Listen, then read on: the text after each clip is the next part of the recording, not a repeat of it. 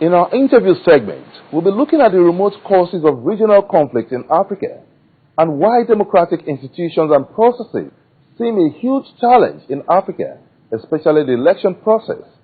Perhaps that explains the quality of leadership Africa has had to bear. Well, Network Africa goes one-on-one with Ambassador Chike Anigbo, a retired permanent secretary in the presidency. He's also had a robust hands-on experience in election observer mission in West African countries. He joins us in this engaging interview. Ambassador Chike Anigbo, you're welcome on this edition of Network Africa. Thank you very much. I know you've held so many diplomatic postings from Singapore to Trinidad and Tobago, Germany, and also being an ECOWAS observer in some African nations.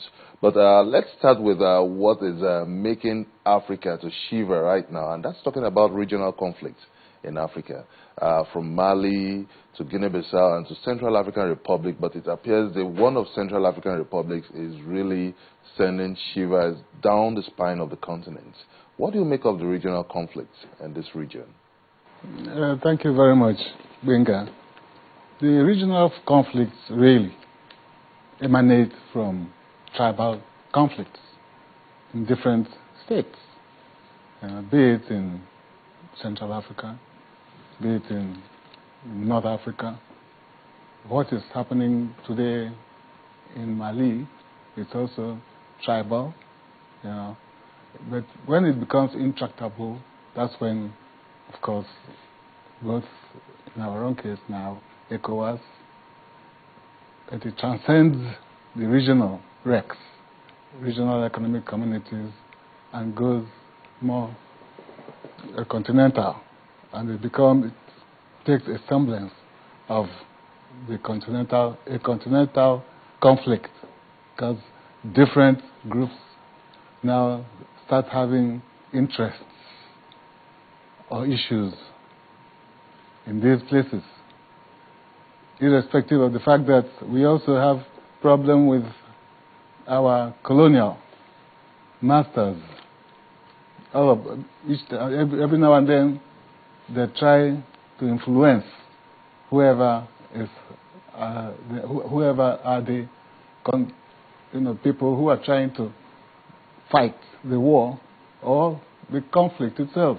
Many bookmakers and analysts have heaped the root causes of the regional conflict in Africa on the colonial factor. But when we consider the outcome, the fallout of the recent regional summit organized by the Economic Community of Central African States, one wonder if Africa itself is speaking with one voice. Because recently we had a situation where the AU placed a sanction on the Seleka rebels, and now we saw a regional summit that welcomed the head of the Seleka rebels, Michael Jotodia, as a leader, even though they claim that he can't be recognized as a president. So what do you make of all these conflicting scenarios?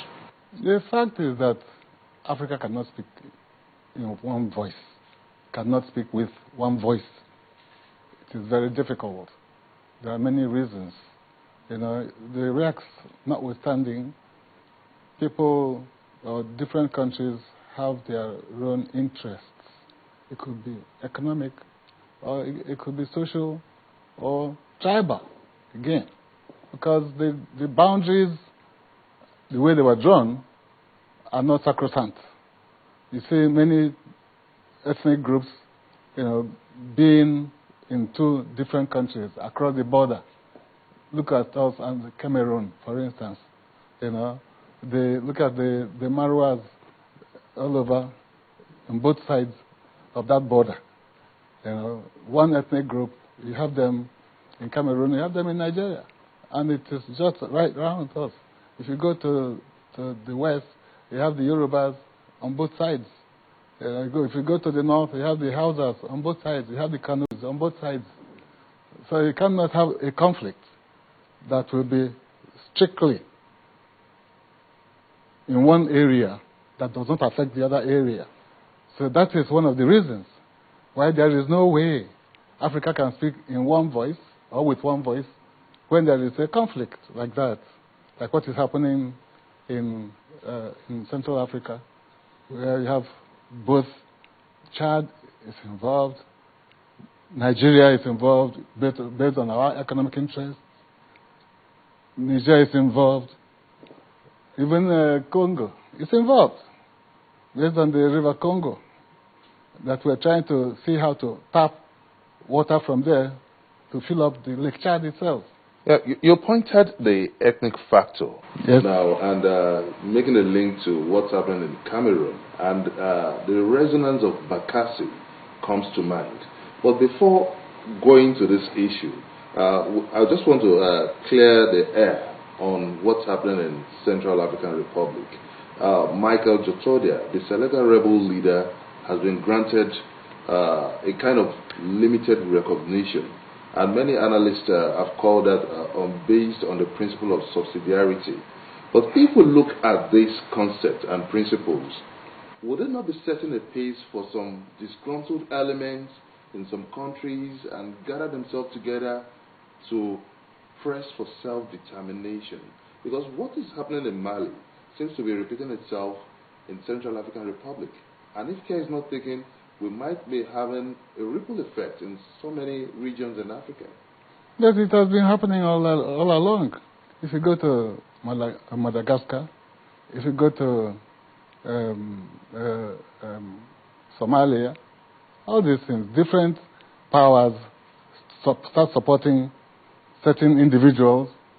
At a time, the fellow that won the election, suddenly in Madagascar, suddenly the other fellow who lost everything went and took over.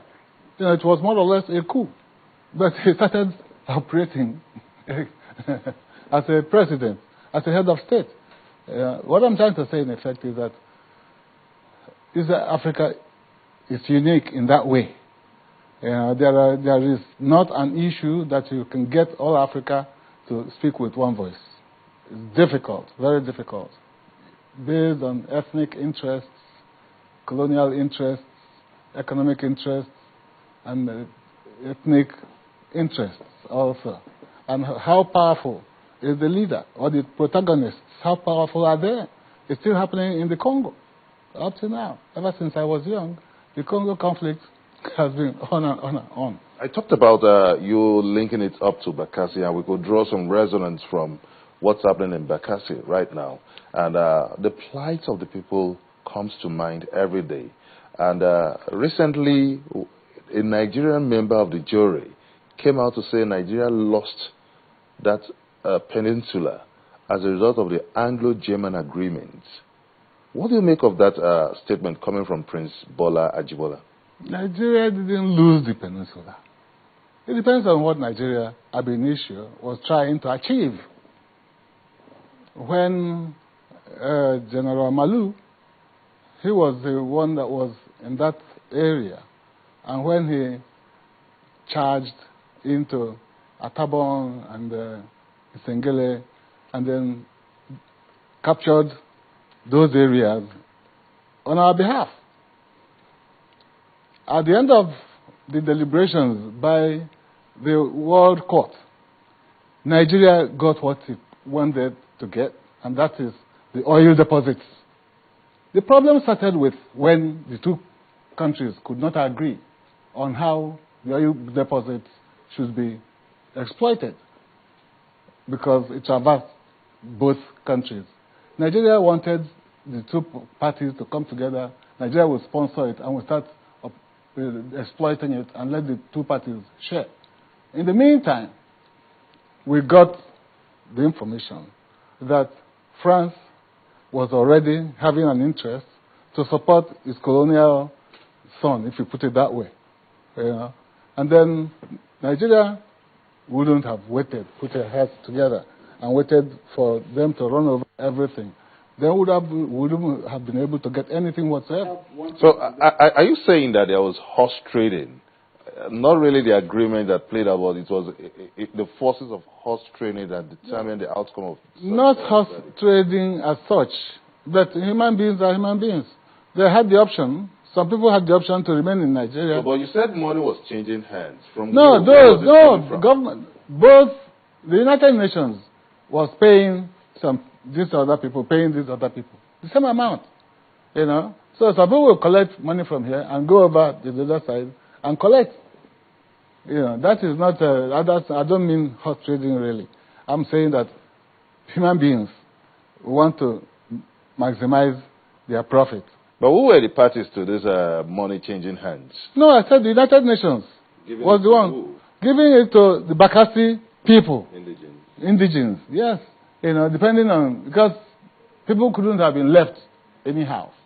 You know, when people said, now I want to belong to the other side, the Francophone area, because my children have been going to school there and all those things, and he wants to remain there. You know, there are a certain amount of money that they received, you know, to help them rehabilitate appropriately. That was the background. Money that came was from the United Nations. So another boiling point that is likely to rise to the point of explosion is that of the Malian intervention story. A lot of twists and turns, but the last count, we saw Chad, that has one of the biggest contributors of that troops in Mali, announcing that it would be pulling out of that region. Are the AFISMA force, the AU and the United Nations, are they really getting it right in their plan to restore order to Mali? France is interested in Mali. That is a big factor.